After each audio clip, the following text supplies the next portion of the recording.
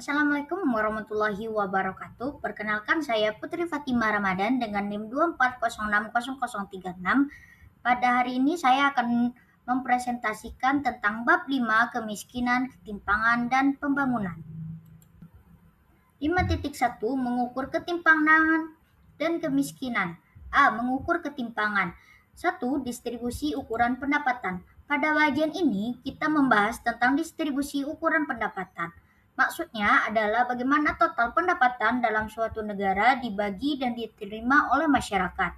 Biasanya, masyarakat dibagi ke dalam beberapa kelompok. Misalnya, 20% termiskin sampai 20% terkaya untuk melihat perbandingan pendapatan antar kelompok.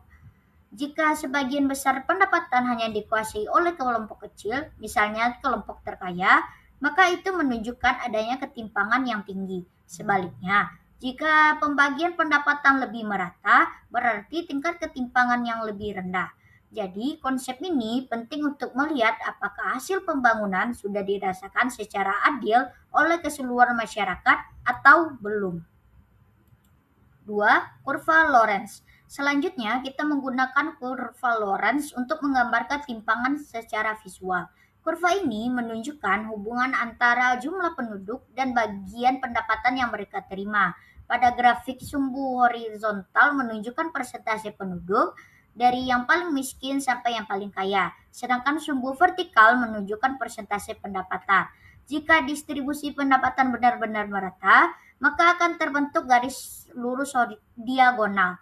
Namun, dalam kenyataannya, kurva biasanya melengkung. Semakin jumlah lengkungan kurva dari garis diagonal tersebut, maka semakin tinggi tingkat ketimpangan yang terjadi dalam masyarakat. 3. Koefisien Gini. Untuk mengukur ketimpangan secara angka, digunakan koefisien Gini. Koefisien ini berasal dari kurva Lorenz dan memiliki nilai antara 0 sampai 1. Jika nilainya dekat 0, berarti distribusi pendapatan sangat merata. Sebaliknya, jika mendekati 1, berarti ketimpangan sangat tinggi. Koefisien Gini sering digunakan untuk membandingkan tingkat ketimpangan antar negara atau untuk melihat kegunaan ketimpangan dari waktu ke waktu dalam satu negara.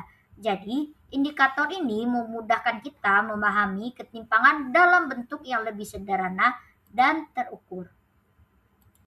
4. Distribusi fungsional. Selain melihat distribusi antar individu, kita juga bisa melihat distribusi berdasarkan faktor produksi yang disebut distribusi fungsional. Dalam hal ini, pendapatan dibagi berdasarkan peran masing-masing faktor, seperti tenaga kerja yang menerima upah, pemilik modal yang menerima bunga, pemilik tanah yang menerima sewa, dan pengusaha yang memperoleh laba. Ketimpangan bisa terjadi jika salah satu faktor, misalnya pemilik modal mendapatkan bagian yang jauh lebih besar dibandingkan tenaga kerja. Oleh karena itu, distribusi fungsional penting untuk melihat apakah sistem ekonomi memberikan imbalan yang adil bagi semua pihak yang terlibat dalam proses produksi. B. Mengukur kemiskinan absolut. Ada dua cara untuk mengukur kemiskinan absolut, yaitu pertama, indeks Foster-Gertz-Torbeck. Dalam mengukur kemiskinan, kita tidak bisa hanya melihat jumlah orang yang tergolong miskin saja, karena hal tersebut belum cukup untuk menggambarkan kondisi yang sebenarnya. Kita juga perlu memahami seberapa parah kondisi kemiskinan yang mereka alami. Untuk itu digunakan indeks Foster-Gertz-Torbeck atau VGT sebagai alat ukur yang lebih komprehensif. Indeks ini tidak hanya menghitung jumlah orang miskin, tetapi juga mengukur kedalaman kemiskinan, yaitu seberapa jauh pendapatan mereka berada di bawah garis kemiskinan, serta tingkat keparahan kemiskinan yang menunjukkan perbedaan kondisi antar kelompok miskin. Dengan demikian, kita dapat mengetahui apakah masyarakat miskin hanya sedikit berada di bawah garis kemiskinan atau justru berada dalam kondisi yang sangat memprihatinkan. Oleh karena itu, indeks VGT sangat penting karena memberikan gambaran yang lebih detail mengenai kondisi kemiskinan. sehingga dapat membantu pemerintah dalam merancang kebijakan yang lebih tepat sasaran dan efektif. Yang kedua, indeks kemiskinan multidimensi. Selain menggunakan pendekatan berbasis pendapatan, kemiskinan juga dapat diukur melalui indeks kemiskinan multidimensi atau Multidimensional Poverty Index atau MPI. Pendekatan ini melihat kemiskinan secara lebih luas dengan mempertimbangkan berbagai aspek kehidupan yang mempengaruhi kesejahteraan seseorang. Aspek yang dinilai dalam MPI meliputi pendidikan seperti lama bersekolah dan akses terhadap pendidikan, kesehatan seperti kondisi gizi dan akses layanan kesehatan, serta standar hidup seperti ketersediaan air bersih, listrik, dan sanitasi yang layak.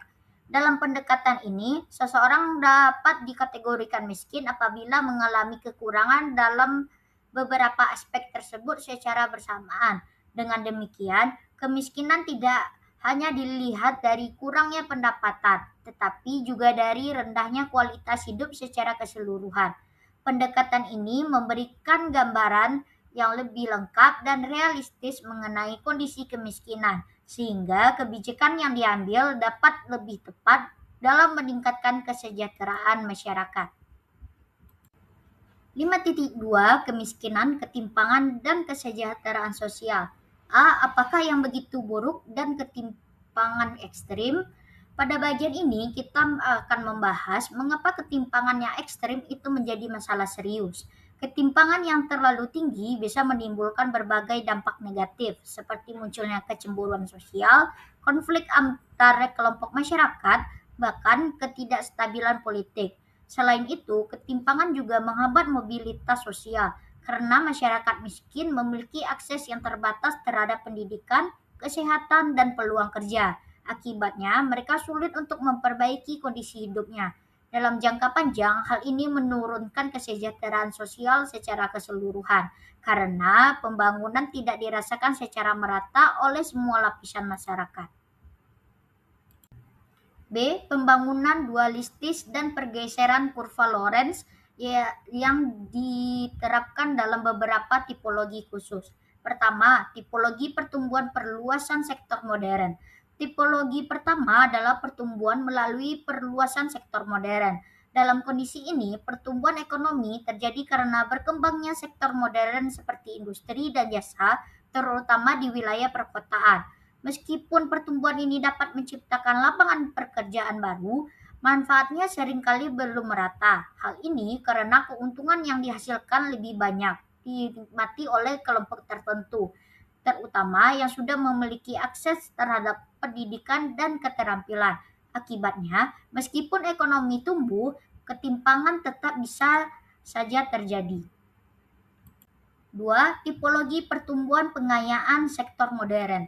Tipologi kedua adalah pertumbuhan melalui pengayaan sektor modern. Dalam kondisi ini, pertumbuhan terjadi karena peningkatan pendapatan dan keuntungan di sektor modern, tetapi tidak disertai dengan perluasan kesempatan kerja atau akses bagi masyarakat luas. Hal ini menyebabkan kelompok yang sudah kaya menjadi semakin kaya, sementara kelompok miskin tidak mengalami peningkatan yang signifikan. Akibatnya, ketimpangan semakin melebar karena manfaat pertumbuhan hanya terkonsentrasi pada kelompok tertentu saja. 3. Tipologi pertumbuhan pengayaan sektor tradisional. Tipologi ketiga adalah pertumbuhan melalui pengayaan sektor tradisional. Berbeda dengan dua tipologi sebelumnya, pertumbuhan ini berfokus pada peningkatan produktivitas dan pendapatan di sektor tradisional, seperti pertanian dan usaha kecil. Karena sektor ini banyak melibatkan masyarakat berpendapatan rendah, maka dampak pertumbuhan menjadi lebih merata. Dengan meningkatnya pendapatan kelompok bawah, ketimpangan dapat berkurang dan kesejahteraan masyarakat secara umum meningkat. C. Hipotesis U terbalik Kuznets. Selanjutnya kita membahas hipotesis Kuznets yang menjelaskan hubungan antara pertumbuhan ekonomi dan ketimpangan pendapatan. Menurut teori ini, hubungan tersebut berbentuk kurva U terbalik. Artinya, pada tahap awal pembangunan ekonomi, ketimpangan cenderung meningkat. Hal ini terjadi karena pertumbuhan ekonomi lebih banyak dinikmati oleh sektor modern seperti industri dan jasa di perkotaan, serta oleh kelompok masyarakat yang memiliki modal dan keterampilan yang tinggi. Sementara itu, sebagian besar masyarakat yang masih berada di sektor tradisional seperti pertanian di pedesaan belum merasakan manfaat dari pertumbuhan tersebut. Akibatnya, kesenjangan antara kelompok kaya dan kelompok miskin semakin menjadi lebar. Namun, seiring berjalannya waktu, ketika pembangunan ekonomi semakin maju dan kesempatan kerja semakin luas, terutama bagi masyarakat berpendapatan rendah, distribusi pendapatan mulai menjadi lebih merata. Hal ini didukung oleh meningkatnya akses pendidikan, teknologi, dan kebijakan pemerintah yang lebih berpihak pada pemerataan. Dengan demikian, pada tahap lanjut pembangunan, ketimpangan cenderung menurun. Jadi, hipotesis Kuznets menunjukkan bahwa ketimpangan bisa meningkat terlebih dahulu sebelum akhirnya menurun seiring dengan perkembangan ekonomi suatu negara. D. Pertumbuhan dan ketimpangan. Selain itu, penting untuk dipahami bahwa pertumbuhan ekonomi tidak selalu secara otomatis mampu mengurangi ketimpangan pendapatan. Dalam banyak kasus, pertumbuhan ekonomi justru dapat membesarkan kesenjangan apabila hasil dari pertumbuhan tersebut hanya dinikmati oleh kelompok tertentu, seperti pemilik modal atau tenaga kerja yang memiliki keterampilan tinggi. Hal ini terjadi karena tidak semua masyarakat memiliki akses yang sama terhadap peluang ekonomi seperti pendidikan, pekerjaan, dan modal usaha. Akibatnya, kelompok yang sudah kuat secara ekonomi akan semakin maju, sementara kelompok yang lemah tetap tertinggal. Namun, jika pertumbuhan ekonomi bersifat inklusif, yaitu melibatkan banyak tenaga kerja, membuka kesempatan yang luas, serta didukung oleh kebijakan yang adil, maka pertumbuhan tersebut dapat membantu mengurangi ketimpangan. Oleh karena itu, peran pemerintah sangat penting dalam memastikan bahwa pertumbuhan ekonomi dapat dinikmati oleh seluruh lapisan masyarakat, sehingga tidak hanya meningkatkan pendapatan nasional, tetapi juga menciptakan keadilan dan kesejahteraan yang merata. 5.3 Kemiskinan absolut dalam cakupan dan besarannya. Pada bagian ini kita membahas mengapa upaya mengurangi kemiskinan tidak selalu menghambat pertumbuhan ekonomi, bahkan justru bisa mendukungnya. Ada 5 alasan mengapa kebijakan untuk penurunan tingkat kemiskinan tidak selalu memperlambat laju pertumbuhan ekonomi. Yang pertama, kemiskinan yang meluas akan menciptakan kondisi di mana kaum miskin tidak bisa mendapatkan pinjaman. Kondisi ini, masyarakat miskin biasanya tidak bisa memiliki akses ke lembaga keuangan, sehingga mereka sulit mendapatkan modal untuk meningkatkan usaha atau produktivitas mereka. Yang kedua, orang-orang kaya di banyak negara yang sekarang miskin umumnya tidak hemat atau kurang suka menabung dan menginvestasikan sebagian pendapatan mereka. Di banyak negara berkembang, kelompok kaya tidak selalu menggunakan pendapatannya untuk investasi produktif, melainkan lebih banyak untuk konsumsi atau disimpan, sehingga kontribusi terhadap pertumbuhan ekonomi menjadi terbatas. 3. Rendahnya pendapatan dan rendahnya standar hidup orang-orang miskin dapat menurunkan produktivitas ekonomi mereka. Rendahnya pendapatan masyarakat miskin menyebabkan kondisi kesehatan dan pendidikan mereka menjadi rendah, yang pada akhirnya menurunkan produktivitas mereka terhadap pekerjaan. 4. Meningkatnya tingkat pendapatan orang-orang miskin akan merangsang peningkatan permintaan produk lokal. Jika pendapatan masyarakat miskin meningkat, mereka cenderung langsung membelanjakan untuk kebutuhan sehari-hari, sehingga dapat meningkatkan permintaan terhadap barang-barang dan jasa, terutama produk lokal. 5. Pengurangan kemiskinan massal dapat mendorong perluasan perekonomian yang sehat. Pengurangan kemiskinan secara luas akan menciptakan kondisi ekonomi yang lebih stabil dan sehat, karena daya beli masyarakat meningkat dan distribusi pendapatan menjadi lebih merata. Jadi, dapat disimpulkan bahwa mengurangi kemiskinan bukan hanya tujuan sosial, tetapi juga dapat menjadi strategi penting untuk mendorong pertumbuhan ekonomi yang berkelanjutan. 5.4 Karakteristik ekonomi kelompok masyarakat miskin. Pada bagian ini, kita akan membahas karakteristik kelompok masyarakat miskin yang dapat dilihat dari beberapa aspek. A. Kemiskinan di pedesaan. Kemiskinan di pedesaan umumnya terjadi karena adanya keterbatasan akses terhadap berbagai fasilitas penting, seperti infrastruktur, pendidikan, dan layanan kesehatan. Kondisi ini membuat masyarakat pedesaan sulit untuk meningkatkan kualitas hidup mereka. Selain itu, sebagian besar masyarakat pedesaan menggantungkan hidup mereka pada sektor pertanian tradisional yang produktivitasnya masih sangat rendah dan bergantung pada kondisi alam seperti cuaca dan musim. Ketergantungan ini menyebabkan pendapatan mereka cenderung tidak stabil dan rentan terhadap berbagai risiko, seperti panen yang gagal atau perubahan harga hasil pertanian.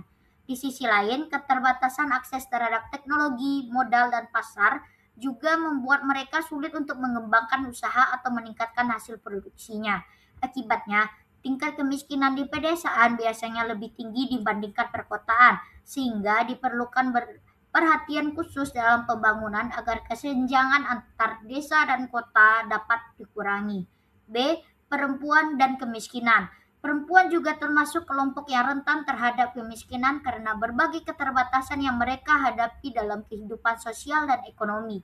Salah satu faktor utamanya adalah keterbatasannya akses perempuan terhadap pendidikan dan pekerjaan yang layak, sehingga peluang mereka untuk memperoleh pendapatan yang tinggi menjadi lebih kecil. Selain itu, perempuan seringkali menerima upah yang lebih rendah dibandingkan laki-laki, meskipun melakukan pekerjaan yang sama. Kondisi ini menunjukkan adanya ketimpangan gender dalam dunia kerja. Tidak hanya itu, perempuan juga menghadapi beban ganda, yaitu harus bekerja untuk membantu ekonomi keluarga sekaligus bertanggung jawab terhadap pekerjaan rumah tangga. Kondisi tersebut membuat perempuan menjadi lebih rentan terhadap kemiskinan, terutama bagi mereka yang menjadi kepala keluarga. Oleh karena itu, pemberdayaan perempuan sangat penting dalam upaya pengurangan kemiskinan. C. Etnis minoritas, penduduk pribumi, dan kemiskinan. Kelompok etnis minoritas dan penduduk pribumi juga sering mengalami kemiskinan karena adanya berbagai hambatan dalam kehidupan sosial dan ekonomi mereka. Salah satu penyebab utamanya adalah diskriminasi yang mereka alami dalam akses terhadap pendidikan, pekerjaan, dan layanan publik, sehingga peluang mereka untuk berkembang menjadi lebih terbatas. Selain itu, banyak dari kelompok ini tinggal di wilayah terpencil atau tertinggal yang memiliki keterbatasan fasilitas seperti infrastruktur, layanan kesehatan, dan pendidikan. Kondisi ini semakin mempersempit peluang mereka untuk meningkatkan kesejahteraan. Faktor sosial dan budaya juga dapat menjadi penghambat dalam proses interaksi ekonomi, sehingga mereka semakin rentan terhadap kemiskinan. Oleh karena itu, kelompok minoritas dan penduduk pribumi memerlukan perhatian khusus melalui kebijakan pembangunan yang lebih inklusif dan adil. 5.5 Pilihan kebijakan dalam ketimpangan pendapatan dan kemiskinan. Pada bagian ini kita membahas kebijakan yang dapat dilakukan untuk mengurangi ketimpangan dan kemiskinan. A. Mengubah distribusi pendapatan fungsional melalui harga faktor relatif. Pertama, pemerintah dapat memperbaiki distribusi pendapatan melalui pengaturan harga faktor produksi seperti upah tenaga kerja. Misalnya dengan menetapkan upah minimum atau memberikan perlindungan tenaga kerja, sehingga kelompok berpendapatan rendah bisa mendapatkan penghasilan yang lebih layak. Selain itu, pemerintah juga dapat memberikan dukungan pada sektor padat karya agar mampu menyerap lebih banyak tenaga kerja. B. Mengubah distribusi ukuran melalui peningkatan aset kaum miskin. Kedua, cara lain yang sangat penting adalah meningkatkan kepemilikan aset pada masyarakat miskin, seperti pendidikan, keterampilan, tanah, dan akses terhadap modal usaha. Dengan memiliki aset tersebut, masyarakat miskin memiliki peluang lebih besar untuk meningkatkan produktivitas dan menciptakan sumber pendapatan sendiri. Oleh karena itu, program seperti pelatihan kerja, bantuan modal, dan reformasi agraria sangat diperlukan untuk membantu mereka keluar dari kemiskinan secara mandiri. C. Pajak penghasilan progresif dan kekayaan. Selanjutnya, pemerintah juga dapat menggunakan kebijakan pajak progresif untuk mengurangi ketimpangan. Dalam sistem ini, masyarakat yang berpenghasilan tinggi dikenakan pajak yang lebih besar dibandingkan dengan berpenghasilan rendah. Tujuannya adalah untuk melakukan redistribusi pendapatan, yaitu mengalihkan sebagian kekayaan dari kelompok kaya kepada kelompok yang lebih membutuhkan. D. Pembayaran transfer langsung serta penyediaan barang dan jasa publik. Selain itu, pemerintah juga dapat memberikan bantuan langsung kepada masyarakat miskin seperti bantuan tunai, subsidi, atau program jaminan sosial. Tidak hanya itu, penyediaan barang dan jasa publik seperti pendidikan gratis, layanan kesehatan, dan infrastruktur juga sangat penting untuk meningkatkan kualitas hidup masyarakat. Dengan adanya kebijakan ini, beban pengeluaran masyarakat miskin dapat berkurang, sehingga kesejahteraan mereka dapat meningkat secara bertahap. Baiklah, sampailah kita pada tahap kesimpulan. Kemiskinan dan ketimpangan merupakan masalah penting dalam pembangunan yang saling berkaitan. Pertumbuhan ekonomi saja tidak cukup jika tidak disertai dengan pemerataan hasilnya. Oleh karena itu, diperlukan kebijakan yang inklusif seperti peningkatan akses pendidikan, bantuan sosial, dan distribusi pendapatan yang lebih adil, agar kesejahteraan dapat dirasakan oleh seluruh lapisan masyarakat.